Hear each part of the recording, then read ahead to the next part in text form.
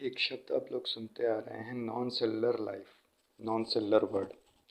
अभी कल ही जो वीडियो डाली थी उसमें नॉन सेलुलर था। उसका मतलब क्या है? Refers to organism such as virus that exist without any cell and it is a very controversial topic. बड़ा ही विवादित यह विषय है, क्योंकि हम कहते हैं वायरस जो कि बगैर सेल के एग्जिस्ट करता है।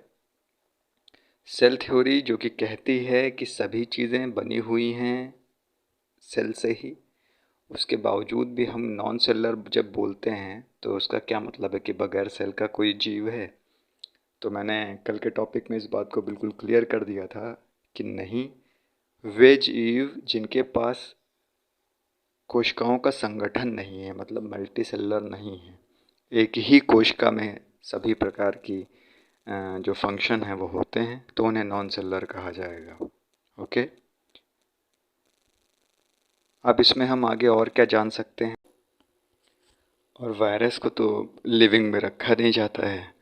वायरस नॉन सेलुलर ऑर्गेनिज्म है, पर वो प्रोटीन का निर्माण करते हैं।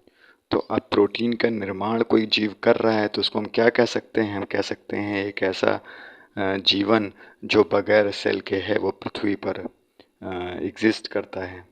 तो 2003 के बाद इस चीज़ पर काफ़ी विचार किया गया, और जो कि डेफिनेशन आपको पहले ही दी गई है, छोटे क्लास में आपने पढ़ा है कि सभी जीवित जीव कोशिका द्वारा ही बने हुए होते हैं। तो क्योंकि पूर्ण रूप से विकसित कोशिका नहीं होती है वायरस और अन्य छोटे जीवों में, दूसरे माइक्रोब्स हैं, तो उनको लिविंग में नहीं रखा गया।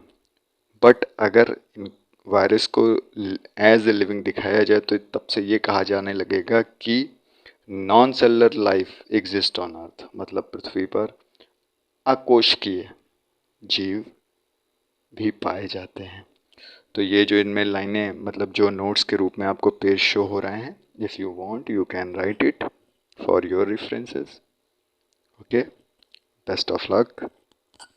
और भी जो वर्ड्स हैं उनको दूसरी क्लिप में मैं डिस्क्राइब करूँगा।